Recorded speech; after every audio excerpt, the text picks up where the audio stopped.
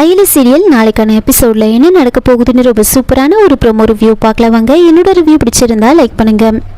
Ayali தீப்தியோட lower அவங்கள ஏமாத்துறாங்க அப்படின்னு புரிய வச்சு அவங்க லவரோட நம்பரை வாங்கி அந்த நம்பரை ட்ரேஸ் பண்ணி எப்படியாவது நகை எடுத்துட்டு வரலாம் அப்படின்னு அயலியும் சிவாவும் அங்கிருந்து போறாங்க. இன்னொரு பக்கம் செல்வநாயகி டைம் ஆக ஆக ரொம்ப டென்ஷன் ஆயிடுவாங்க.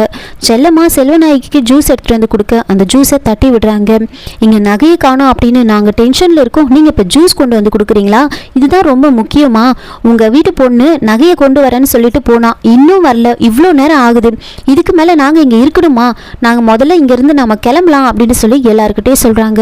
அப்போ கபிலனோட அப்பா, ஒரு நகைக்காக நாம் இந்த கல்யாணத்தில் நிறுத்த முடியாது, கொஞ்ச நேரம் வெயிட் பண்ணி பார்ப்போம் அப்படின்னு சொல்ல, ஒரு பக்கம் ஜமுனா, இன்னும் ஒரு 10 நிமிஷம் வெயிட் பண்ணுங்க, கண்டிப்பாக வந்துருவா அயலி, நகையோடு வந்துருவா அப்படின்னு சொல்ல, இவ்வளோ நேரம் வராதவ இந்த 10 நிமிஷத்தில் வந்துருவாளா? அதெல்லாம் எங்களால் முடியாது, டே கபிலா நீ வாடா போகலாம் அப்படின்னு செல்வநாயகி கபிலனை பிடிச்சி வைக்க கபிலன் ரித்திகாவை பார்க்குறாங்க.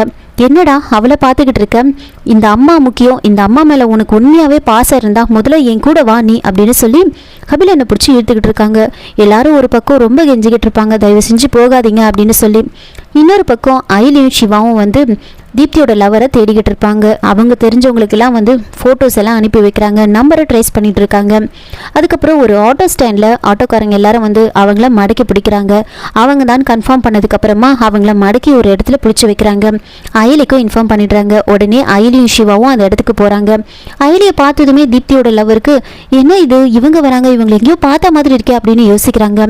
இவங்க தீப்தியோட சொந்தக்காரங்களாச்சு அப்படின்னு பார்த்துக்கிட்டு இருக்க அயலி நேராக வந்து, உனக்கு எவ்வளோ தைரியம் இருந்தால் தீப்தி நீ இந்த அளவுக்கு நீ ஏமாத்துவ, லவ்ன்ற பேரை சொல்லி இப்படியெல்லாம் ஏமாத்துறியே, உனக்குலாம் கொஞ்சம் கூட அசிங்கமாவே இல்லையா?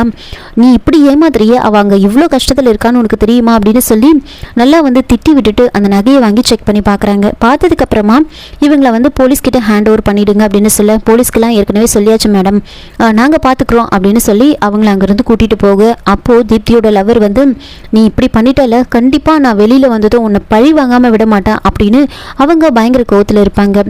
அயலியும் சிவாவும் அந்த நகைங்களை எடுத்துகிட்டு வந்துட்டு இருக்க மண்டபத்துக்கு வந்துட்டு இருக்கு. இங்கே இடையில வந்து இப்படி ஒரு சண்டை நடந்துகிட்டு இருக்கோம், எல்லாரும் கெஞ்சிட்டு இருப்பாங்க.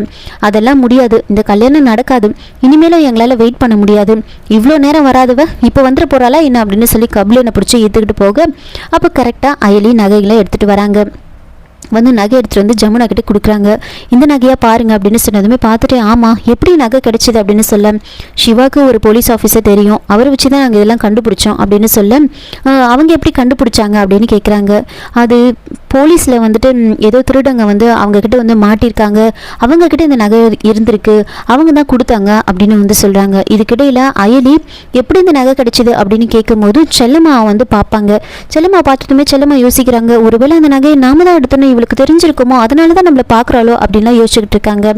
அயலி இந்த மாதிரி சொல்ல, உடனே செல்லம்மா அந்த நகை எப்படி வந்திருக்குன்னு எனக்கு தெரியும் அப்படின்னு அயலி மேலே சந்தேகப்பட்டு சொல்ல, உடனே தீப்திக்கு கோவம் வருது. அம்மா நீ கொஞ்சம் அமைதியாக இருக்கியா, இதுக்கு மேலே ஒரு வார்த்தை பேசின அவ்வளோதான் அப்படின்னு அவங்க அம்மாவையே வந்து திட்டுறாங்க.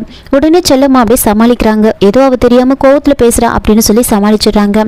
சரி சரி அதான் நகை கிடைச்சிருச்சுல, இதுக்கு மேலே கல்யாணத்தை நாம நடத்தலாம்ல அப்படின்னு செல்வநாயகி கிட்ட கேட்கும்போது, அதெல்லாம் ஒரு பிரச்சனையும் இல்லை, ஏதோ நான் கோவத்தில் பேசிட்டேன், சரி வாங்க அடுத்து பண்ண வேண்டியதெல்லாம் நம்ம பண்ணலாம் அப்படின்னு சொல்லி அந்த நகைகளை எடுத்துகிட்டு போகிறாங்க. ஜமுனாவுக்கு உள்ளுக்குள்ளே ரொம்ப சந்தோஷமாயிடும். அயலியை பார்த்ததுமே ஒரு சிரிப்பு சிரிப்பாங்க. அதுக்கப்புறமா இந்திராணி வந்துட்டு அயலிக்கிட்ட வந்து பேசுகிறாங்க. உங்களை வந்து எல்லாரும் வந்து அவ்வளோ கோவப்பட்டு பேசினாங்க, ஆனால் நீங்கள் எவ்வளோ பொறுமையாக போயிட்டு எப்படியாவது அந்த நகையை எடுத்துகிட்டு வந்து கொடுக்குறேன்னு சொன்னீங்க, அதே மாதிரி கரெக்டான நேரத்துக்கு எடுத்துகிட்டு வந்து கொடுத்துட்டீங்க, உங்கள் தங்கச்சியோட வாழ்க்கையை காப்பாற்றணும்னு நீங்கள் எவ்வளோ போராடுறீங்க, உங்களை பார்க்கும்போது எனக்கு ரொம்ப பெருமையாக இருக்குது அப்படின்னு அயலியை வந்து ரொம்ப பாராட்டி வந்து பேசுவாங்க.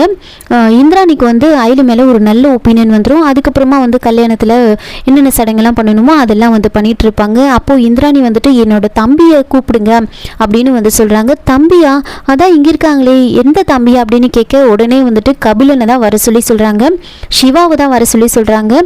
சிவா வந்ததுமே, அங்கே இங்கே பண்ணிகிட்ருக்க, இங்கே கல்யாண வேலையெல்லாம் போயிட்டுருக்கு, நீ பாட்டுக்கு தனியாக இருக்கே, வா வந்து கலந்துக்கோ அப்படின்னு வந்து அந்த ஃபங்க்ஷனில் வந்து கலந்துக்க சொல்லி சிவாவை வந்து இந்திராணி கூப்பிடுறாங்க. சிவா வந்துட்டு, இல்லை பரவாயில்ல எனக்கு வேலை இருக்குது அப்படின்னு சொல்ல, அப்போது ஜமுனா வந்துட்டு, அதான் அவருக்கு வேலை இருக்குன்னு சொல்கிறாங்கல்ல, அப்புறம் ஏன் நீங்கள் அவங்கள கூப்பிடுறீங்க, விடுங்க பரவாயில்ல அப்படின்னு சொல்ல அதுக்கு இந்திராணி வந்துட்டு அது எப்படி அது நீங்கள் என்ன யாரோ மாதிரி பேசுகிறீங்க, அவர் இனிமேல் என்னோட தம்பி தான், அவர் எல்லாத்துலேயுமே இருக்கணும் அப்படின்னு சொல்லி சிவாவை வந்து இந்திராணி வந்து கூப்பிடுறாங்க. இதோட இந்த ப்ரோமோ வந்து முடிச்சிருக்காங்க. என்னோட ரிவ்யூ பிடிச்சிருந்தா லைக் பண்ணுங்கள், மறக்காமல் சப்ஸ்கிரைப் பண்ணுங்கள். தேங்க்யூ.